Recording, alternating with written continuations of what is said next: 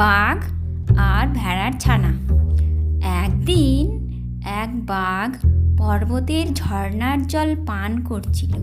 হঠাৎ তখন বেশ কিছুটা দূরে একটা ভেড়ার ছানা দেখতে পেল। ভেড়ার ছানাকে দিয়ে সে সেদিন তার ভোজন সারার কথা ভাবল, কিন্তু আবার মনে মনে ভাবল যে বিনা দোষে একজনকে মেরে ফেলাও তো ভালো কাজ নয়। সুতরাং যে কোনো একটা দোষের কারণ দেখিয়ে মারা যেতে পারে। বাঘ এই কথা ভেবে ভেড়ার ছানার কাছে গিয়ে হাজির হলো আর গর্জন করে বলল, তোর তো সাহস কম নয়। তুই দেখলি যে আমি জল পান করছি, তা সত্ত্বেও আমার জল ঘোলা করছিস।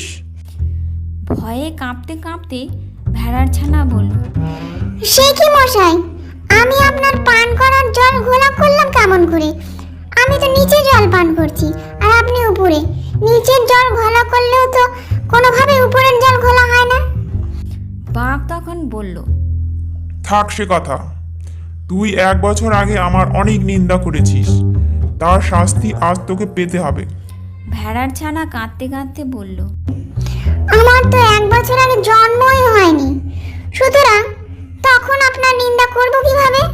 তা সত্যি, কিন্তু তুই না করিস, তোর বাবা আমার নিন্দা করেছিল, তাই আমি কোনো কথা শুনবো না। বাঘ কথা শেষ করেই অসহায় ভেড়ার ছানাকে মেরে ফেলল।